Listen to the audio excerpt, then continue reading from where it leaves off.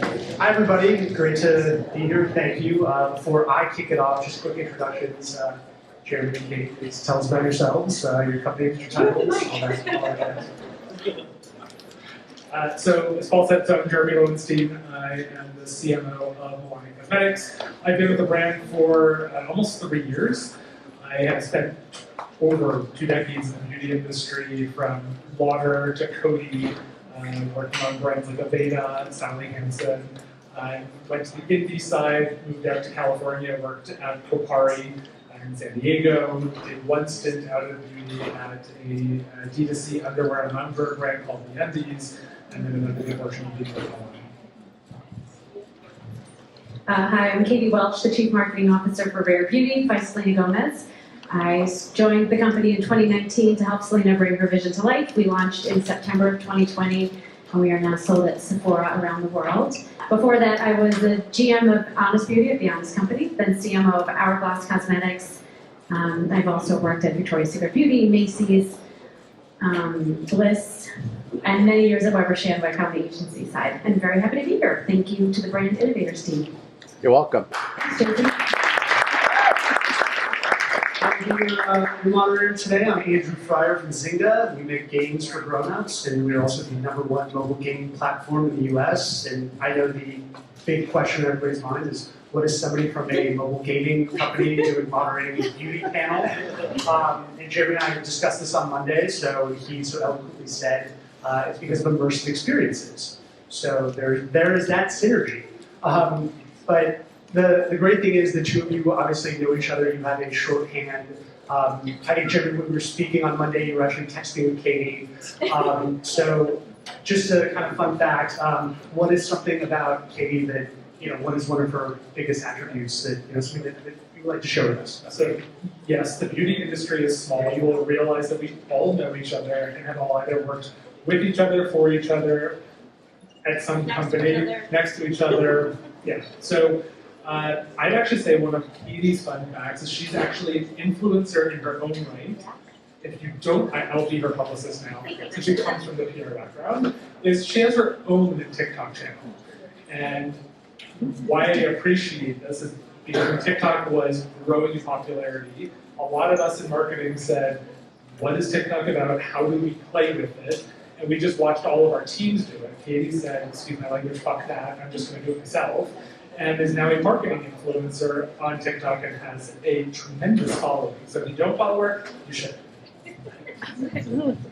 I did say. We had to learn. Like, I saw that everyone's attention was going to my attention included, was going to the app, and I didn't want to be the boss that was like, I don't know, I don't like that. I don't know, I wanted to understand how it really worked when my team would show content and how to do it. But the only way to learn was to actually open up the app and create content yourself, because it's quite nuanced.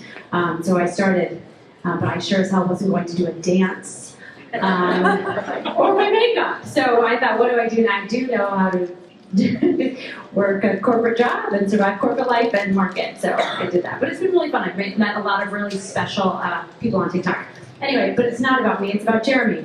So the thing about Jeremy is, not only does he have the most, just the infectious smile and laugh, as you can see, and is so incredibly kind and such a good friend, this man is on top of everything. He has his finger on the pulse of every trend, anything that's happening in the industry. The second he sees something, we all get a text. And I'm like, how do you always say to me, how do you have the time for TikTok? I would say, how do you have the time to stay on top of everything? And that is a dream marketing skill that you have, that you really understand the landscape and sort of what's happening where. Because I think that sort of thirst for trend and knowledge is so important in the cosmetics industry, because it's a little crowded, competitive. We're a little competitive. Wow, I mean, that's, Jeremy, that's a very big reputation for Lupton, so I feel like It's really great. Yeah, It's I really want great. to hear more about this. That's a good segue. So Okay, I think the single bullet for brands is really finding out, like, being in the right place, right time, right moment, message to get to your consumer.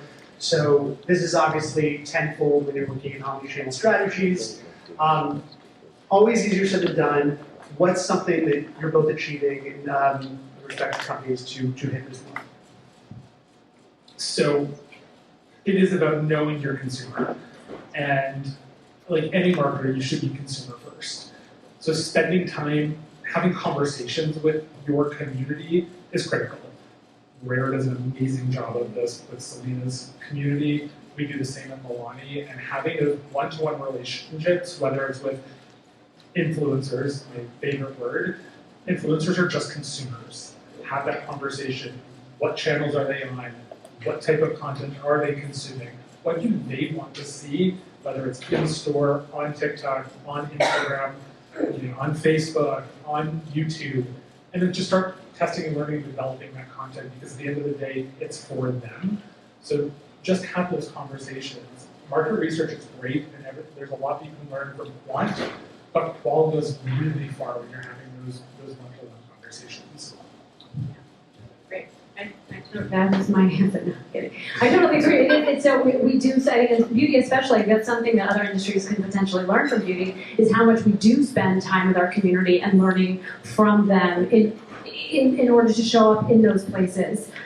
And yes, it's our social community, yes, it's beauty creators, but it is also, we're sold in Sephora, so it's working with Sephora beauty advisors. But all of that is important, but dialing it down to what is your product point of difference, what is your brand point of difference, and making sure then that consistent message shows up in those places where your community is, in the language that they're listening to, in the way, in the medium, the method that they need to listen. So it is like, yes, we knew we needed to be on TikTok, but I can't, as we all know, I can't show up on TikTok for Rare Beauty Blush the same way that we would potentially on the gondola in visual merchandising. So it's the most important thing to, I think, for I'm looking at your notes, what was the question again? The most important thing for Omnichannel, I'm kidding, is to really be so clear in your message and what you're trying to communicate, and then understand all of those omnichannel places and locations and where you're supposed to show up and how you can show up there authentically so that you're able to break through. I mean, I think we've all seen when a piece of creative shows up and it's clearly just been sliced and diced to then be across all of the entire marketing mix, but it doesn't totally fit. And if we're noticing that just as consumers, then you can't do that for your client or for your brands. Like, I think sometimes I don't want to say get lazy, because we try not to do that, certainly, but in previous jobs maybe, where you forget what makes you consume and what makes you buy and what makes you click through or do something. So I think I always want to make sure that the entire team too is on the same page, because that helps when we go to execute. Measurement, we know that data is everything, insights, knowing your consumer, where to be, what time, place, etc. What are some measurement practices that you guys are utilizing? KPIs, experience, I mean, is it sales, like, specifically? Is that the only holy grail, or are there other? Okay.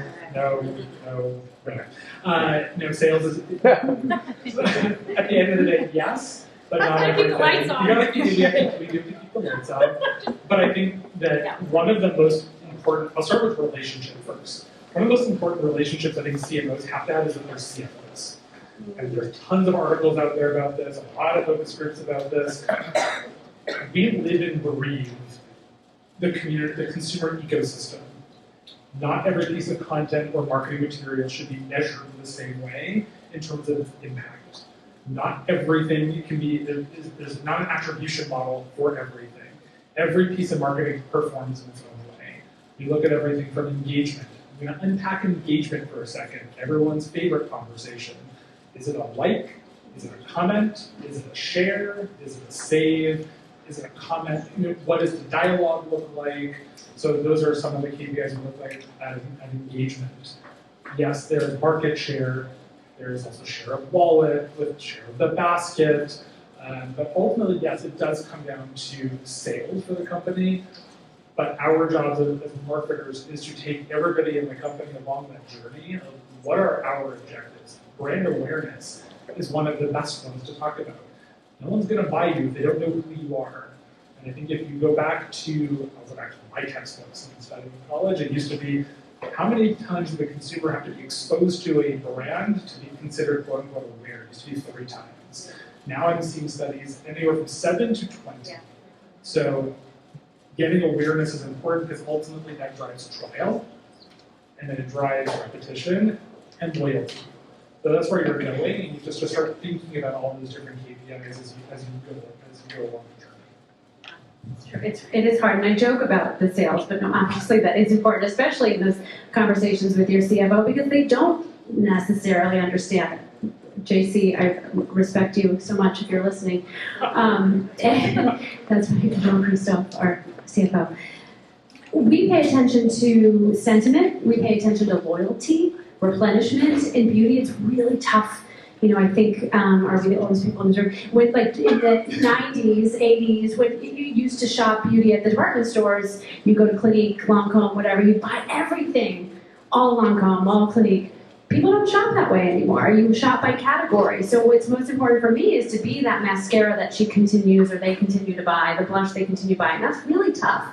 And so looking at measurement, if we're able to see who's coming back, who continues to be loyal, we do that at the retailer level. And then, of course, sales and sentiment is really, really important. And then we pay very close attention to what you were saying just in the conversation of what are they saying about the product. Do we need to make a change to any product? Do we have to, is it a way that we're marketing them? So it's sort of, I know the answer is non-traditional and it's sort of the traditional KPI sense, but if we take beauty, I think you and I, we're sort of in a startup-y kind of world. If we use traditional marketing KPIs for what we have to achieve, we will get stuck in a old school mentality way of thinking. Like we have to look at things differently and almost a little bit more prescriptive by category, by SKU, by retailer almost, because it's different, yeah. Let's do one more build and go further up the stream when we think about KPIs. Traditional CPG marketers, for those who have been at the J&Js, P&Gs of the world, are used to testing product concepts around Macy's model testing. So you would put a flat piece of paper in front of a consumer and say, here is the written concept for the product, here's kind of a picture of what it may look like. What's the likelihood you're going to buy it? And companies would make decisions if you're launching products. When we think about KPIs in beauty, beauty is a high-touch category. She or he are going to go into a store and want to play with the product. It is a very emotional category. There is sometimes no rationale as to why someone's going to buy something. Yeah. Think about yourselves as consumers for those who buy makeup. You walk into a Sephora or you walk into Walmart. You're walking into Walmart, you're probably not walking in there to buy beauty. You're probably, if you're the Walmart consumer, even Target consumer, you're probably going to buy sometimes clothes, sometimes food, and you'll see a display. And I'll go back to my nail polish days, and you'd see this whole line of new shades that are relevant for the season. You're like, oh, I'm gonna buy that. It's an irrational purchase, it's not a planned purchase. So KPIs start all the way back up, and testing product concepts is a good thing, but it's only one piece of the conversation internally that we have when we're thinking about bringing products to market. Because at the end of the day, it has to catch their eye, they have to like the touch and feel, they have to be the right price, the brand has to be something they connect to, and then hopefully they repurchase it. So there's a lot of other factors when it comes to beauty marketing that historically has not been there for other sort of traditional CPG categories. And I always struggled with that because if you, like you used to do those like in-home, you watch people like do their ethnographies, thank you. And like people you don't know what you don't know. And so our number one SKU is it's called Soft Pinch Liquid Blush. It's a very pigmented liquid blush. If I were to go with what historically the beauty category has said about liquid blush is that they're very small businesses, people don't know how to use it, they like the powder blush, they like what they know, it's never going to be big. This SKU has gotten so big, it could be a brand in its own. So and this one SKU changed the trajectory of blush as within the industry. But people would, if you would listen to his history or what people said, or if you listen to focus groups, the innovation would have been killed. So sometimes you have to, am I segueing to our next question? Go with your gut, Just keep going. But so anyway, Jeremy, what you do last second? But I think it is, if you're looking at KPIs, yes, of course, to our CFOs and everything, we have to prove that the marketing works, but we also have to understand our channel and our community and our category well enough to be able to kind of go with our gut and say, okay, we really believe the whole team that this is going to work, whether it was innovation or marketing channel or marketing spend or creative. Well, that is a good segue because I want to touch on storytelling because it sounds like everything you're trying to do is to tell a story and to lean into the taglines, etc. So Jeremy, this is for you. We love the tagline for Milani, luxury that's born inclusive, not exclusive. So I'm just curious from a creative perspective, how do you tell this story? What can everybody as marketers understand and advertising professionals learn from your brand awareness, emotional engagement, loyalty as you're hammering down this message? So the first thing I'll say is we don't do it with a tagline. Tagline is there, it's not the end all be all. When I joined Milani 3 years ago, so Milani is, for those of you who don't know, is a 23-year-old brand. We behave like an indie brand, we're private equity owned. The founders sold the brand 5-6 years ago, but we are sort of coming into our own right now. And when I like to come into a brand, I want to understand, especially a brand that's been around for 21 years at that point, why has it been around for 21 years? It had to have been doing something right. So I go back, founders are still on the board, have a conversation, why did they start it? What do they believe the purpose is? And I take a real hard look at a brand manifesto or the brand footprint, whatever word you want to call it. There's lots of marketing terms and marketers who have come up with terms for terms. And we spent 6 months rebuilding our brand footprint and what do we stand for? Because the barriers to entry in the beauty world today are on the floor. Anyone can launch a beauty brand, but not anyone can stay in the industry. It takes a lot of work, understanding the consumer and building brand loyalty and affinity. So the luxury born inclusive, not exclusive actually goes back to the ethos of why Rory and Ralph, brother and sister, started the brand 23 years ago. One, they had a belief that all luxury beauty should be available to all consumers. Sorry, Katie. Formulas, luxury formulas, there's enough room for all of us, but again, it goes back to what do you stand for? We wanted to democratize luxury prestige formulas for all consumers. The way we do that without sacrificing quality is we strip back on some of the packaging and things that aren't necessarily the must-haves for a beauty product without sacrificing the actual performance. The second was 23 years ago, they saw that they wanted to serve the underserved community in the mass market. At that point, it was Black women. They had to either start mixing product that they were buying from different brands to create shades that worked for them. So when the brand launched, it was about having a depth of shade range across all segments, not just complexions, so those who don't wear makeup, foundation, concealer, but also having the right pigments in blushes, the right pigments for skin, for tones and lip color. Fast forward to today, Milani is now the leading brand for, as for our retailers, called the multi-ethnic consumer across all of mass color. So that's where the luxury born inclusive, not exclusive comes in. How do we tell that story is through the product campaigns that we launch. So if I'll build on this, what was a non-existent category 2 years ago, it was lip oil. Lip oil was like this kind of ancillary category. No one talked about it. It was like this big. We launched our fruit fetish lip oils, and again, having conversations internally, why are we doing this? It was about believing in a category and starting to storytell.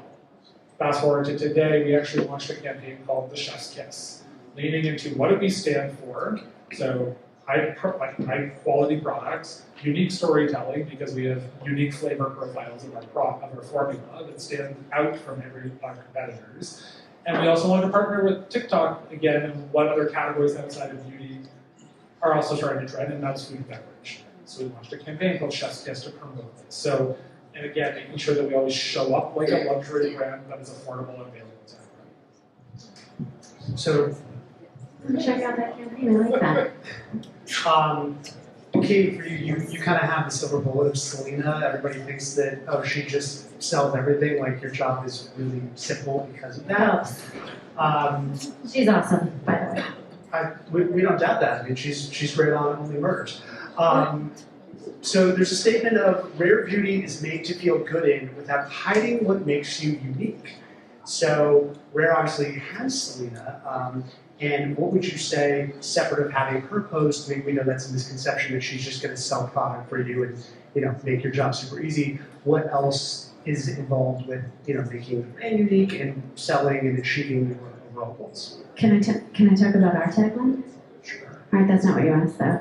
I just wonder, now That's don't realize that's so, not. and Okay. I was giving Zynga a moment a few minutes Okay, ago, I'll do it quick. yeah. So Selena created Rare Beauty not because she wanted to just have a makeup brand, just because she wanted to make a difference in the beauty industry, because it gets to our tagline, is that the media and social media were talking about the way she looked. And it made her feel bad about herself. And she thought, is this happening to other people? How can I actually do something? And can I make change from the inside out of the industry?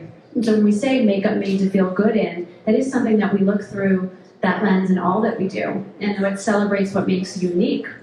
Our formulas are fun to use. They're not too full coverage. They are, we celebrate our community and really what comprises our community. So everything that we do, whether it's Selena posting if she wants to, or everything else that we need to do across the entire consumer journey, kind of to your point, if you need to see something now 20 times to remember it, we want to make sure that it elicits that feel-good feeling that we're celebrating our community, celebrating what makes you unique. So we do, in all of our sort of consumer journey, things that we need to do to brand Rare Beauty, to drive Rare Beauty home, we look through that lens of makeup made to feel good in. So every image hopefully makes you feel good, makes you feel welcome, the products themselves to the words we use.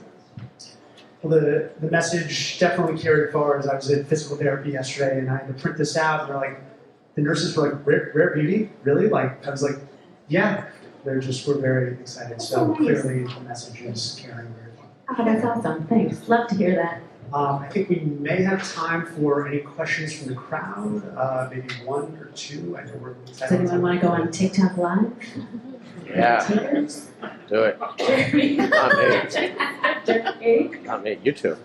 I know my Jerry. All right. Well, I think we'll wrap it there then. So. Thank you.